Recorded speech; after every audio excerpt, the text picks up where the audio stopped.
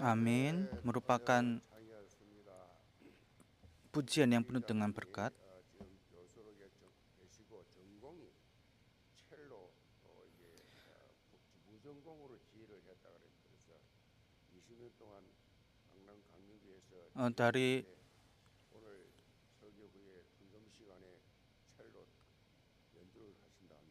Dari jemaat ini ada seseorang dari jemaat yang merupakan leader, ada seseorang yang belajar memainkan cello.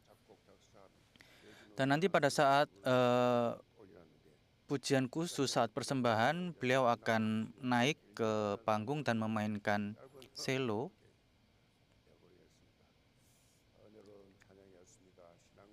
Mari kita mengakui iman kita, Yesus adalah Kristus, Anak Allah yang hidup. Amin. Dan juga mari kita memberikan salam dimanapun saudara berada. Mari kita tiap-tiap hari bereformasi. Judul firman hari ini adalah Kepemimpinan Reformasi Alkitabiah. Hari ini adalah hari Minggu yang diperingati sebagai hari reformasi gereja menurut kalender gerejawi. Reformasi gereja dimulai pada tanggal 31 Oktober 1517 ketika Martin Luther, seorang reformator dari Jerman, menempelkan 95 dalil penentangan di pintu gereja Universitas Wittenberg dengan tujuan untuk mereformasi gereja Katolik Roma yang saat itu telah rusak dan korup. Pada masa itu gereja Katolik Roma menjual surat penghapusan dosa atau dikatakan indulgensi. Kalau saudara pernah pergi ke sana,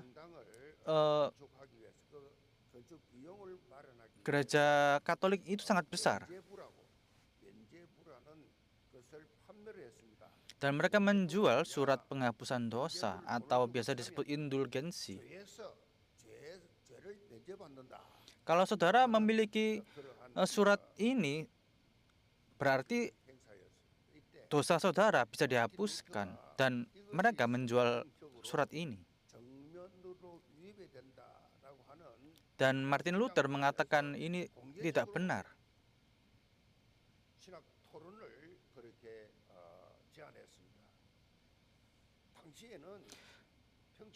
Dan saat itu Martin Luther menentang keras hal tersebut karena bertentangan dengan ajaran Alkitab, dan ia mempublikasikan dalil penentangan itu sebagai ajakan untuk berdiskusi secara teologis, secara terbuka.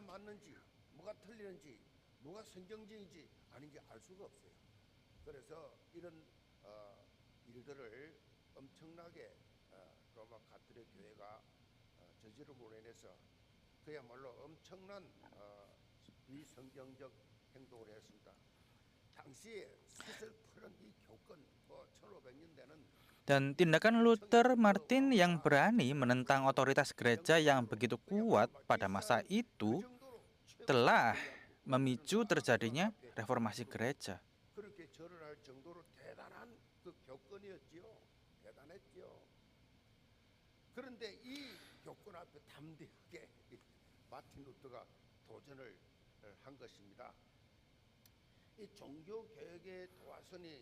Karena itu, minggu terakhir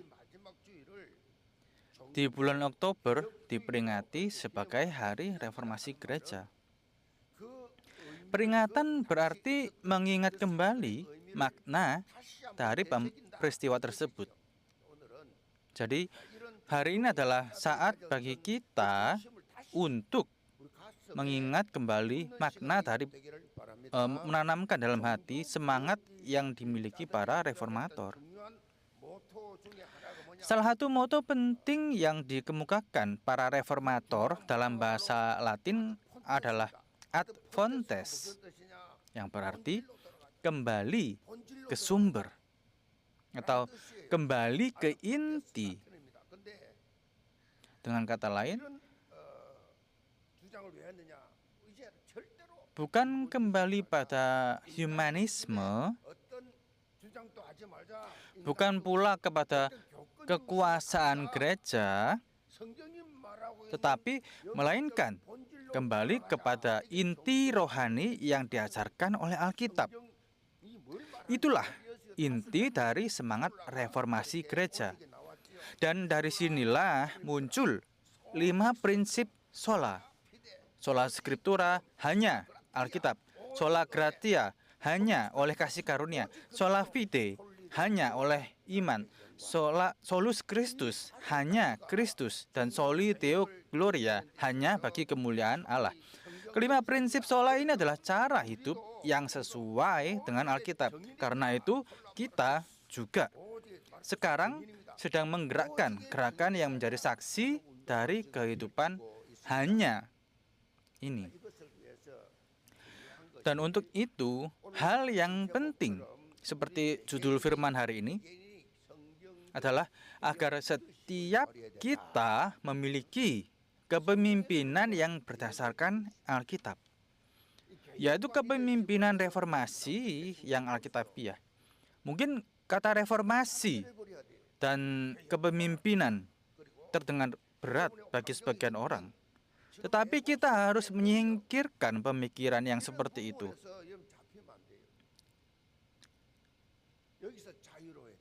Saudara harus bisa merasakannya dengan bebas. Sebab ketika Allah memanggil kita menjadi anak-anaknya, itu berarti Dia memiliki rencana yang khusus bagi kita. Dan melalui walaupun saudara tinggal di dunia, tetapi saudara adalah orang-orang yang khusus yang sudah dipilih oleh Allah. Amin. Dan saudara harus bangga dengan hal itu.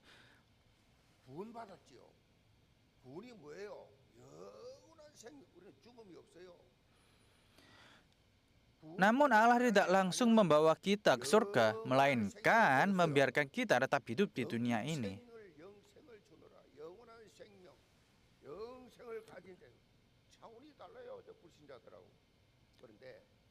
Kalau kita sudah dipilih oleh Allah, nanti Tuhan akan membawa kita ke surga dan bisa menikmati kehidupan kekal.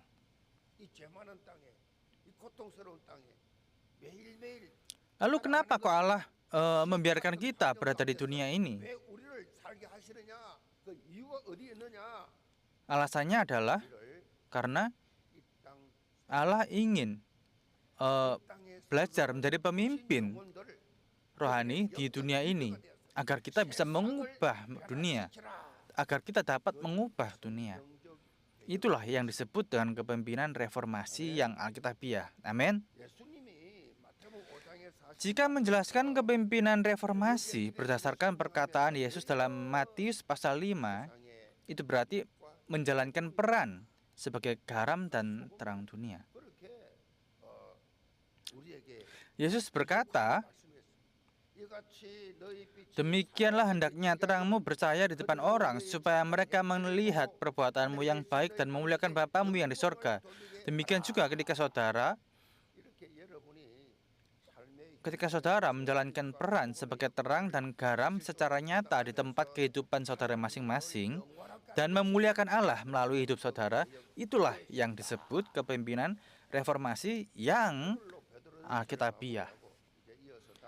Hari ini kita menutup pembahasan dari 1 Petrus, dan mulai minggu depan kita akan melanjutkan dengan 2 Petrus. Inti dari 1 Petrus dapat dirangkum dalam 3 kata: penderitaan, pengharapan, dan kemuliaan. Meskipun penderitaan seperti ujian api yang mempertaruhkan nyawa yang akan datang, kita harus tetap memandang kepada Yesus Kristus. Mari ulangi, penderitaan, pengharapan, dan kemuliaan. Jangan lupakan hal ini.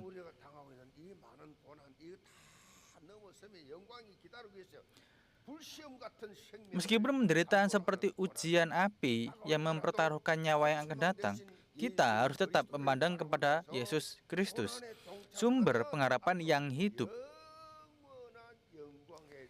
Dan ketika kita turut mengambil bagian dalam penderitaan itu, kita akan sampai kepada kemuliaan yang kekal. Inilah inti dari 1 Petrus. Kita harus mengikuti pesan-pesan yang disampaikan oleh firman.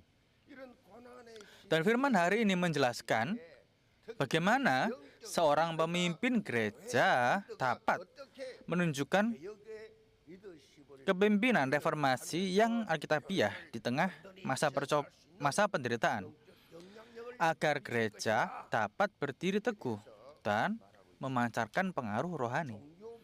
Pada hari reformasi gereja ini, kiranya seluruh jemaat Yewon menjadi orang-orang yang menampakkan pengaruh baik dari Injil dimanapun mereka berada, dengan mempraktikkan kepemimpinan reformasi yang berdasarkan Alkitab. Dalam nama Tuhan Yesus Kristus, saya memberkati saudara.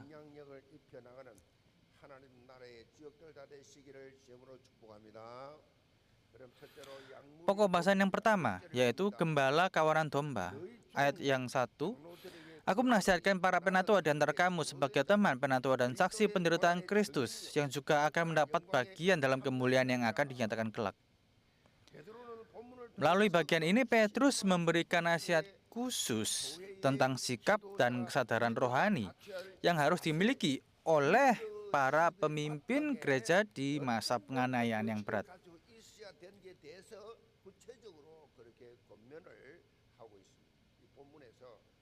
Dalam bacaan hari ini, kata penatua dalam teks aslinya berasal dari bahasa Yunani, yaitu presbyteros atau penatua. Gereja Presbyterian, gereja Yewon adalah gereja Presbyterian, juga berasal dari kata ini. Jadi arti dasarnya adalah yang lebih tua, dan digunakan untuk menggambarkan seorang pemimpin yang memiliki pengetahuan dan pengalaman dalam memimpin umat. Namun istilah ini tidak hanya menunjuk pada penatua dalam arti jabatan gerejawi saat ini, tetapi mencangkup semua yang memiliki peran kepemimpinan rohani, seperti pendeta, penatua, diaken, penatua wanita, guru, serta para pemimpin di setiap lembaga dan departemen. Jadi karena itu, Petrus menyebut dirinya adalah sebagai seorang penatua, sebagai saksi penderitaan Kristus, dan peserta dalam kemuliaan yang dinyatakan.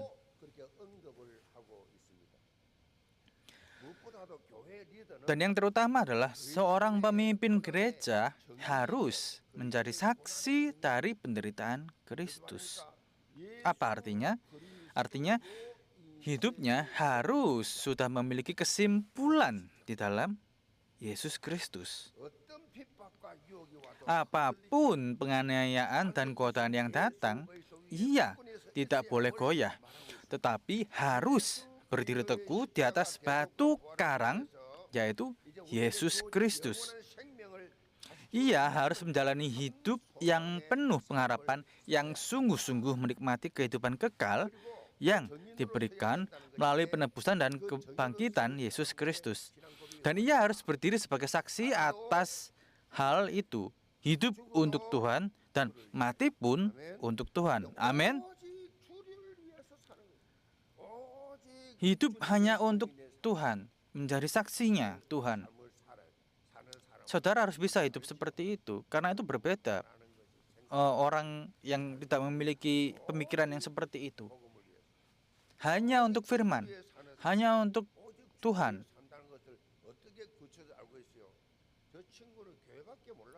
Bagaimana cara mengetahuinya? Oh, orang itu hanya tinggal di gereja, dia terus-terusan pergi ke gereja, hanya fokus sama firman. Yang lainnya dia nggak tahu.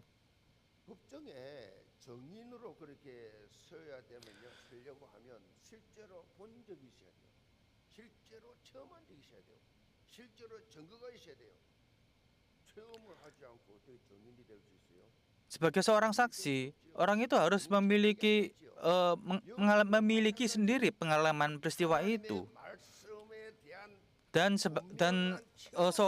secara rohani juga sama. Orang yang pernah berdoa atau mendapatkan jawaban doa itu adalah seorang saksi. Itu adalah seorang pemimpin. Kalau orang mengatakan bahwa dirinya adalah seorang saksi tanpa memiliki pengalaman yang seperti itu, ya itu berarti omong kosong.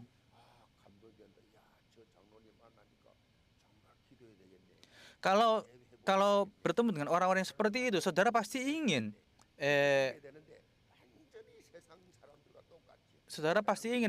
kalau bertemu dengan orang seperti itu, saudara pasti ingin mendoakan. Tapi beda dengan orang-orang yang orang-orang duniawi yang tidak memiliki hal ini. Amin. Mari kita lihat ayat yang kedua. Gembalakanlah kawanan domba Allah yang ada padamu, jangan dengan paksa, tetapi dengan sukarela sesuai dengan kehendak Allah. Dan jangan karena mau mencari keuntungan, tetapi dengan pengabdian diri. Janganlah kamu berbuat seolah-olah kamu mau memerintah atas mereka yang dipercayakan kepadamu, tetapi hendaklah kamu menjadi teladan bagi kawanan domba itu.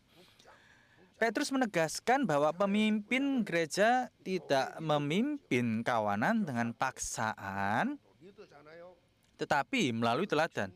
Sebenarnya tidak ada pengaruh yang lebih besar daripada menunjukkan teladan. Saudara harus memberikan contoh. Apa yang dilakukan Yesus kepada murid-muridnya selama pelayanannya? Sebenarnya tidak ada yang lebih menyenangkan atau berkat selain menjadi contoh.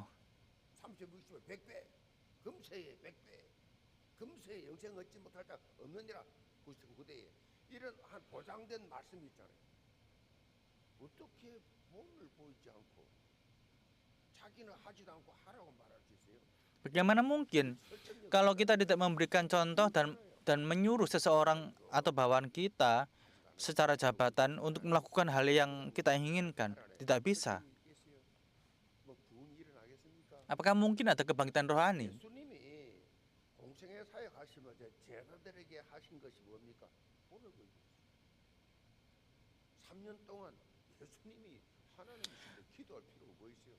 Selama 3 tahun pelayanan, Yesus hidup bersama dengan murid-muridnya dan terus menunjukkan teladan agar mereka dapat memiliki kebiasaan rohani yang benar.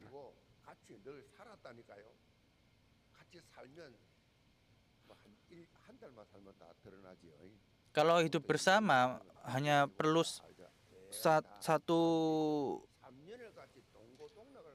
minggu, 1 bulan, pasti akan semuanya bisa saling mengenal, saling kelihatan sifat-sifatnya, apalagi kalau 3 tahun.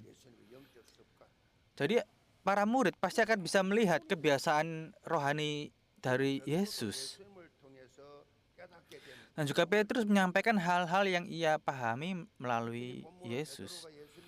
Teks ini khususnya mengingatkan pada saat Petrus menyangkal Yesus sebanyak 3 kali dan melarikan diri ke kampung halamannya di Galilea.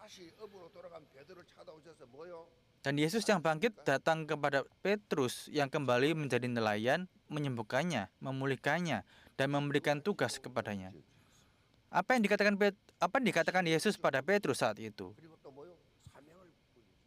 Gembalakanlah doa-doaku, gembalakanlah domba-dombaku, rawatlah kawananku, dan gembalakanlah dombaku. Pada saat itu Yesus mengatakan, gembalakanlah dombaku, rawat dombaku, dan gembalakanlah dombaku. Jadi Petrus memberikan nasihat dengan semangat yang sama ketika ia menerima tugas mengembalakan dari kawanan domba Allah.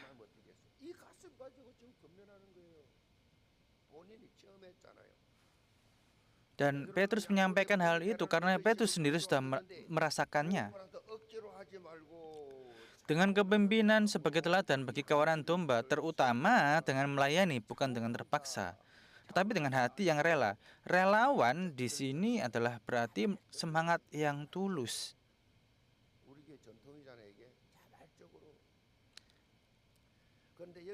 Namun ada syarat yang penting, yaitu pelayanan harus dilakukan menurut kehendak Allah, harus sesuai dengan kehendak Allah.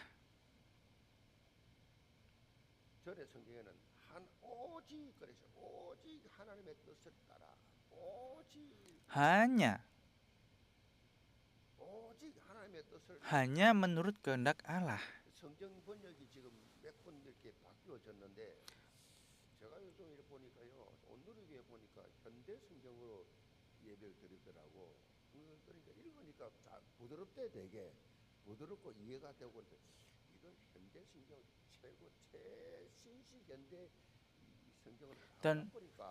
Dan di gereja lain mereka menggunakan bahasa Korea yang modern sehingga lebih mudah untuk dimengerti. Jadi saya berpikir, apakah sebaiknya kita juga menggunakan Alkitab yang mereka gunakan?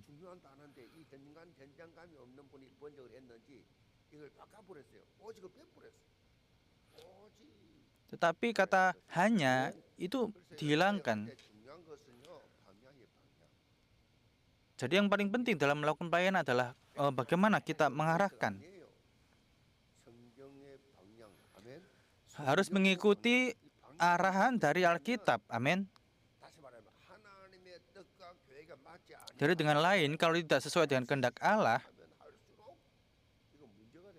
kalau saudara melakukannya dengan giat sekalipun, pasti akan ada masalahnya.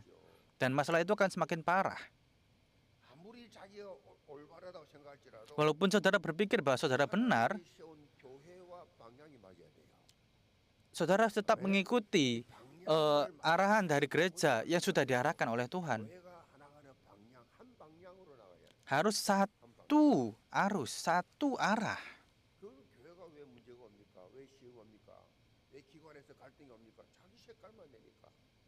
Dan mengapa kok masih ada masalah-masalah yang terjadi? Karena mereka masih menggunakan pemikiran mereka. Kalau dengan demikian, ya tidak akan ada pertumbuhan secara rohani. Terus bagaimana? Ya jadilah satu di dalam Injil. Saudara bisa menurunkan keegoisan pemikiran saudara.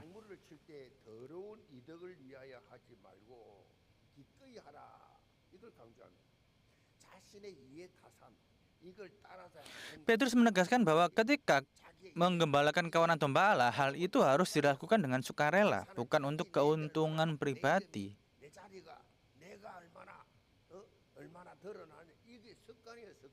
Karena kita selalu memiliki kebiasaan untuk menguntungkan diri sendiri, walaupun itu kita lakukan untuk gereja.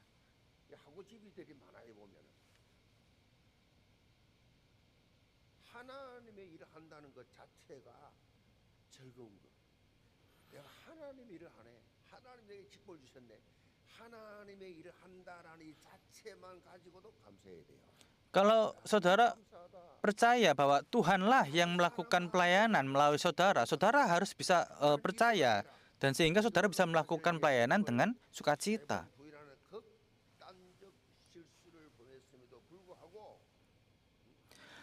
Meskipun Petrus pernah melakukan kesalahan ekstrim dengan menyangkal Yesus 3 kali, Yesus sendiri datang dan menghibur dan mendorongnya menjadinya rasul. Itulah mengapa Petrus tidak bisa mengatakan apa-apa dan sangat bersukacita, bersyukur. Dan hanya menaruh seluruh hidupnya untuk menjadi saksi Kristus dan hidup bagi Tuhan. Kita melayani pekerjaan Tuhan. Saya berharap supaya saudara harus bisa memiliki sikap yang seperti ini.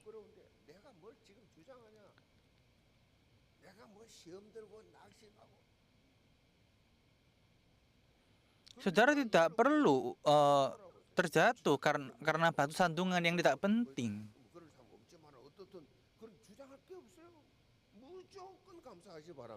Saudara harus belajar untuk bisa terus bersyukur dan berterima kasih, karena untuk bisa bersama-sama seperti ini, saudara harus bersyukur, bisa pujian. Mari kita mengucapkan ini, mari harus bersyukur.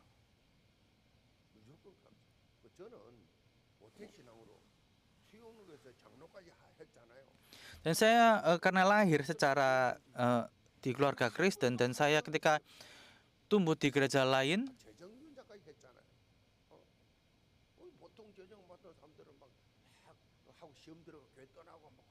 saya sering melihat para leader-leader di gereja itu pada saat saya tumbuh itu mereka meninggalkan gereja karena mereka merasa tercobai dari hal-hal yang terjadi di dalam gereja tersebut.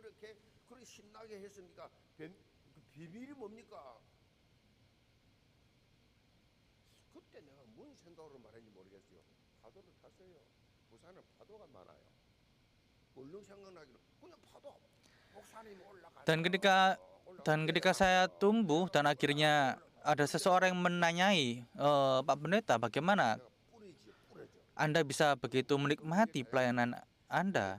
Dan saya bilang, ya ini seperti menaiki atau berselancar di atas ombak, jadi kadang naik kadang turun. Saya tinggal menikmati saja. Jadi itu merupakan keanekaragaman dari Roh Kudus. Kalau saudara memaksakan kehendak saudara, ya Roh Kudus tidak akan bisa bekerja. Dalam ayat 4 dikatakan bahwa orang hidup sebagai teladan bagi kawanan domba akan menerima mahkota kemuliaan yang tidak akan pernah layu dari Yesus Kristus. Pada masa itu, pemenangan pertandingan olahraga diberikan mahkota tahun salam. Dan bahkan sekarang tradisi ini tetap ada. Seperti juara maraton, olimpiade, yang menerima mahkota tahun salam.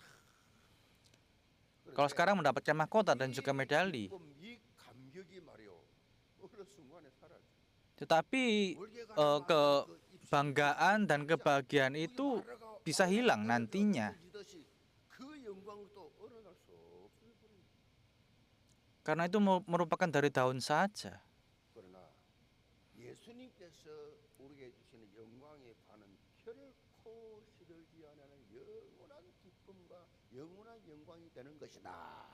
Tetapi yang diberikan oleh Kristus bukanlah seperti daun salam yang bisa layu.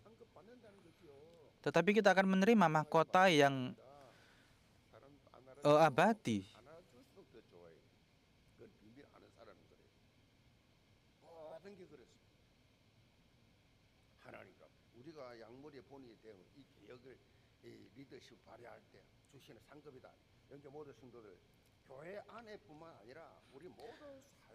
Dan bukan hanya di dalam gereja, tetapi di setiap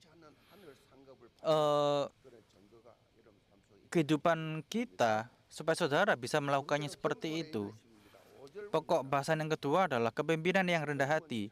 Ayat yang 5, demikianlah juga kamu, hai orang-orang muda, tunduklah kepada orang-orang yang tua, dan kamu semua rendahkanlah dirimu seorang terhadap yang lain. Sebab Allah menentang orang yang congkak, tetapi mengasihi orang yang rendah hati. Karena itu rendahkanlah dirimu di bawah tangan Tuhan yang kuat, supaya kamu ditinggikannya pada waktunya. Serahkanlah segala kekhawatiranmu kepadanya, sebab Ia yang memelihara kamu. Firman ini dimulai dengan ajakan bagi para pemuda untuk taat kepada penatua yang lebih tua dan berpengalaman. Tetapi pada intinya menekankan pentingnya menjaga tatanan rohani di gereja tanpa memandang usia. Kepemimpinan rohani yang diinginkan Allah adalah kepemimpinan yang rendah hati. Mungkin ada yang mengatakan, oh pemimpin dari departemen tersebut masih muda. Atau mungkin dia mendapatkan jabatan itu karena diberikan oleh seseorang yang dia kenal. Jadi saya berharap supaya saudara bisa rendah hati di dalam Tuhan.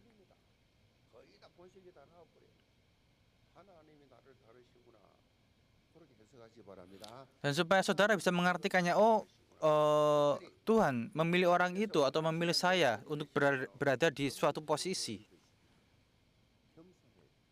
Dan orang-orang seperti ini harus rendah hati. Para pemimpin harus rendah hati. Tidak boleh menaikkan suara atau maksudnya marah. Tidak ada hak untuk melakukan seperti itu.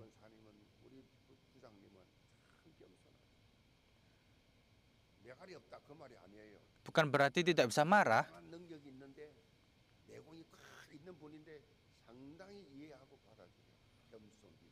tetapi memiliki hati yang besar untuk bisa memahami apa yang terjadi sehingga tidak perlu sampai melakukan kemarahan.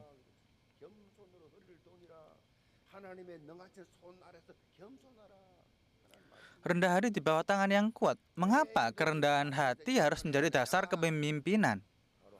Karena Allah menentang orang yang sombong.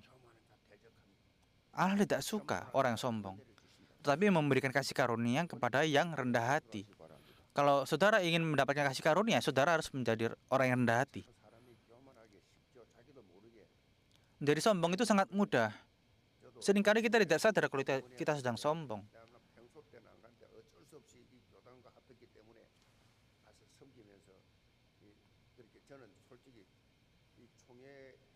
Dan saat kemarin ketika gereja kita bergabung dengan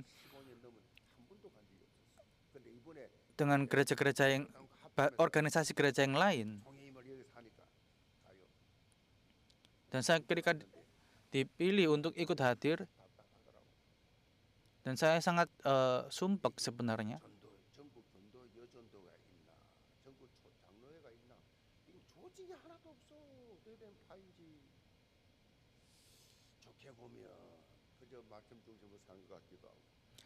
Karena organisasi yang begitu besar itu ternyata tidak memiliki kerinduan untuk melakukan penginjilan, dan saya memang duduk datang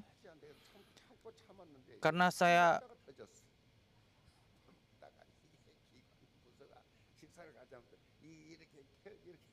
dan ketika makan akhirnya saya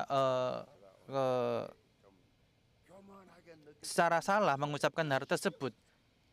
Saya seperti memarahi dan mempertanyakan kenapa kok organisasi ini tidak memiliki penginjilan. Jadi saya merasa bersalah dan meminta maaf kepada Tuhan karena saya sudah merasa sombong karena terlalu bangga dengan sistem dari gereja Yewon.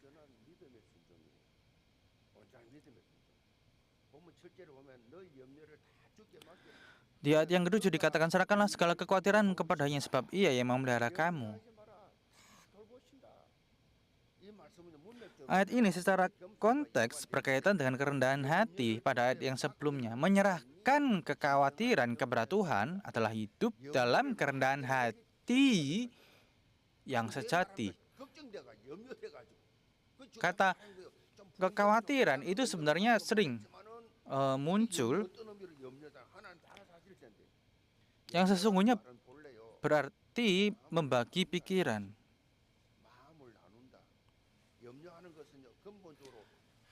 Memikirkan sesuatu pada dasarnya menunjukkan ketidakpercayaan kepada Allah. Dengan kata lain, itu adalah bentuk kesombongan di hadapan Allah.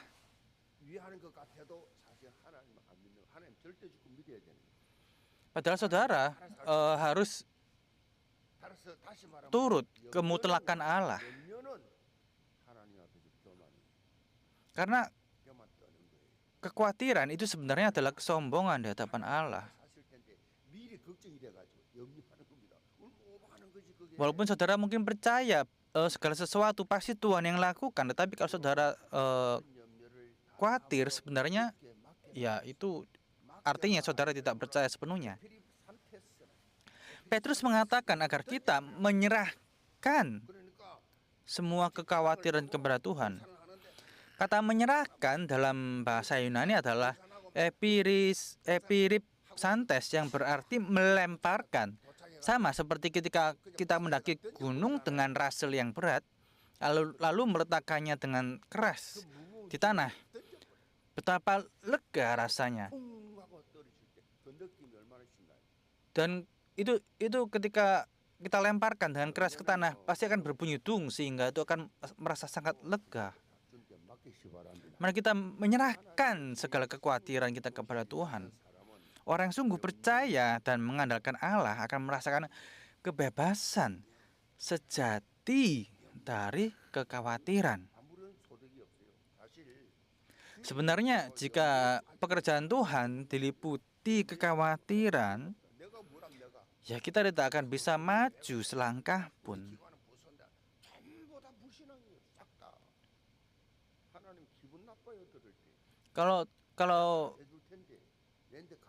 Kalau Tuhan mendengarkan kekhawatiran kita, pasti Tuhan sebenarnya juga jengkel, karena Tuhan sudah bilang kepada kita untuk menyerahkan segala sesuatu. Pendeta J.B. Phillips dari Inggris yang memiliki kemampuan luar biasa dalam menerjemahkan Alkitab mengatakan agar jemaat memahaminya. Serahkanlah kepada kekhawatiranmu kepada Tuhan sebagai berikut. Serahkanlah kepada semua beban beratmu kepada Tuhan. Perhatian pribadi.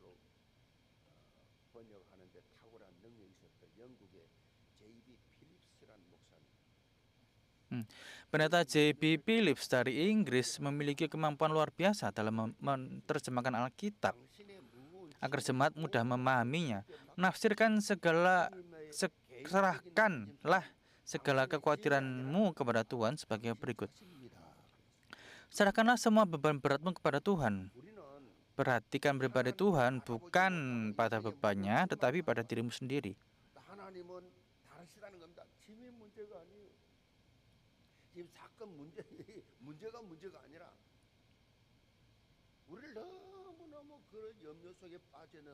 Jadi yang penting adalah bukan karena masalahnya, tetapi karena kita terlalu fokus pada masalah tersebut. Dengan kata lain, janganlah tertipu. Karena kekhawatiran itu sebenarnya adalah tipuan dari iblis. Itu adalah tanda bahwa saudara sudah tertipu oleh iblis. Saya berharap supaya saudara bisa menikmati dan bisa menjadi seorang leader yang rendah hati secara rohani. Sebagai penutup, mari kita baca ayat yang ke-8. Sadarlah dan berjaga-jagalah lawanmu si iblis berjalan berkeliling sama seperti singa yang mengaum-ngaum dan mencari orang yang dapat ditelannya. Lawanlah dia dengan iman yang teguh, sebab kamu tahu bahwa semua saudaramu di seluruh dunia menanggung penderitaan yang sama. Petrus menegaskan bahwa untuk terus menerapkan kepemimpinan rohani Alkitabiah secara efektif, hal yang paling penting adalah hidup secara rohani tetaplah berjaga-jaga. Alasan seorang pemimpin harus tetap rohani waspada adalah karena musuh si iblis berkeliaran sama seperti singa yang mengaum mencari siapa yang dapat ditelan. Petrus menekankan pentingnya meneguhkan iman untuk melawan iblis. Dalam Yakobus 4:7 juga tertulis, lawanlah iblis, maka ia akan lari darimu. Dalam Efesus 6 ayat yang 11 tertulis, kenakanlah seluruh perlengkapan senjata Allah supaya kamu dapat bertahan melawan tipu muslihat iblis. Iblis adalah musuh yang harus kita lawan, dan untuk meraih kemenangan sangatlah penting bagi kita untuk tidak lengah secara rohani dan menjalani hidup yang terus berjaga-jaga. Sejak reformasi pada tahun 1517, para penganut reformasi memiliki satu gagasan penting, yaitu gereja yang telah direformasi sekali harus selalu direformasi. Jika gereja tidak terus-menerus direformasi, ia akan mengalami penyimpangan.